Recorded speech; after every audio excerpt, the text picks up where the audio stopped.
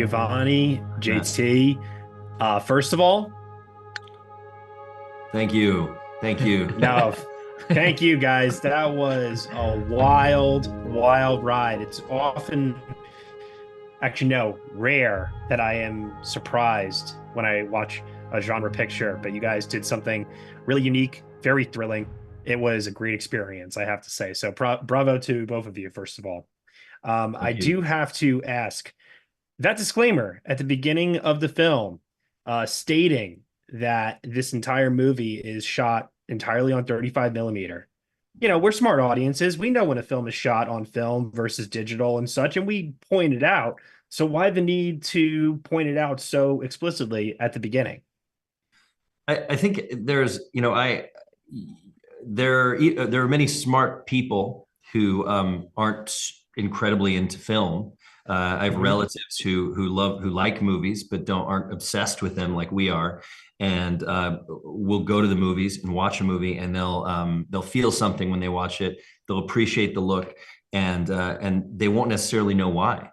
Yeah. And so the reason it was important to me to have that there, partly it had a little bit to do with the fact that there's one company left that sells film, and it's Kodak, and we want them to stay around. We want them to do very well because that's our paint.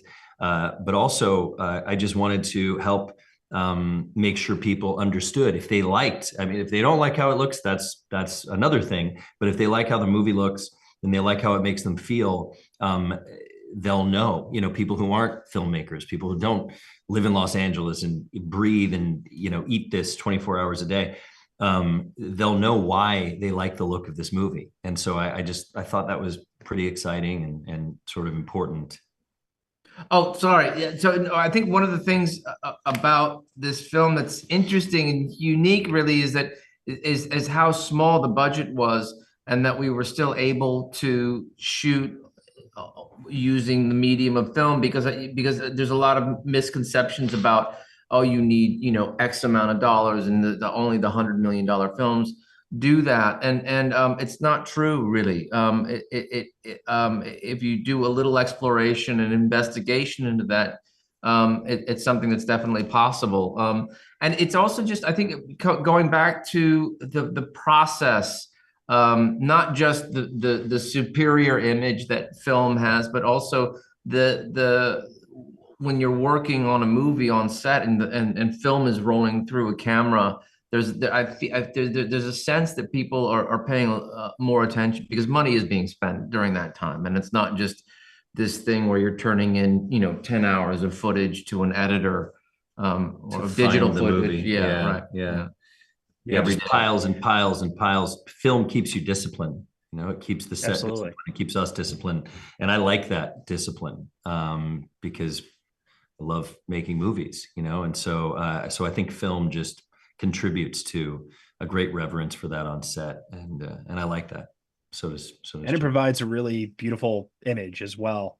Yeah, Giovanni, yeah. I don't know many actors who become DPs. I know DPs who become directors. I know directors who become DPs, but I can't think of one off the top of my head. What made you want to do this? I just essentially what I've been saying to people, really, and I think this is true, is I don't know. No, I'm kidding. I started out as a child actor, and I more or less grew up next to cameras and the camera department, and it was always this fascination for me. And then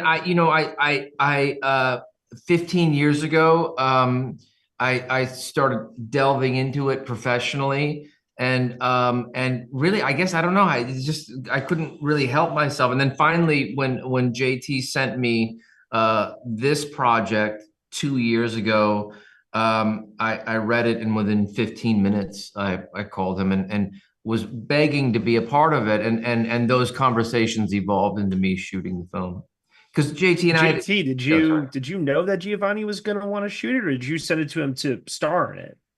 I sent him a lot of stuff to star in prior to that, and I got turned down every time. Kidding. No, that actually didn't happen. But I did, dream about working with him as an actor at some point. But this ended up happening, and it really paid off.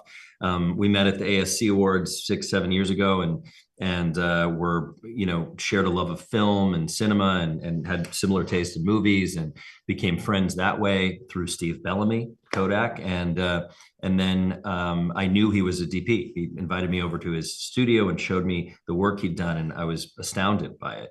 And so I did start sending him screenplays in hopes that he would potentially produce and maybe shoot one of them, because I knew he was very capable, and I thought it would be a really good creative match. And this was the one that he said yes to, and we ended up doing together, which was great. Well, I think it's awesome. I think it's a whole new cool avenue, Giovanni, for you. And also, too, I'm curious to know, in 2024, when shooting a film today, because we know there was a time where 35 millimeter was the norm in this industry, what are the freedoms and positives that 35 millimeter gives you, and what are the limitations and negatives that it gives you in today's filmmaking industry?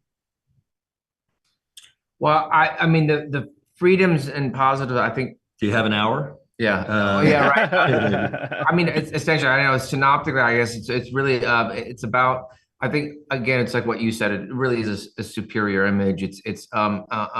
And I think it's also, again, about focusing, especially in this day and age with cell phones and social networking, and having a body of 50 to 200 people to 700 people, sometimes on larger films, to really have them focused on a singular task, to create a vision, the vision of the filmmaker. And I think all of that film leans into. I think it's hard for me to think of a negative, other than the upfront costs that you have. But even then, there's so many misconceptions with that when it comes to shooting film. And so, yeah, I mean, we could go on all day about that. I think it's really important to note too that in the 90s and early 2000s and 70s and the 60s, everything before then, when somebody shot a low budget film, when you saw it was John Cassavetes movie, yeah, it was shot on 16 millimeter, and even if it was handheld, it had this really rich, grainy, or like it was dirty and it felt rich. And then all of a sudden, when people started shooting digital on low budget films, the quality went down. And so I think it's almost more important on lower budget films to shoot film, because you don't have the money to rent the greatest digital camera. You don't have the money to spend on post to make this thing look cinematic. And if you can just get your hands on a 16 millimeter film camera and some film, and find a way to cover it on a lower budget movie, then the cinematic look is sort of baked in, no matter what you're doing on some level. So I think you're guaranteed a higher bottom as far as the look goes on the movie, no matter what budget you're working on when you're shooting film. Well, gentlemen, thank you both so much for your time here today. I did not know how I was going to ask you questions without spoiling anything, but hey, the love of film. We just talked about film, which is great. Digital versus grain and so on and so forth, man. Hey, we could go on, like you said, for hours. So thank you both so much. Really appreciate it. Thank you. Thanks. Great to meet you.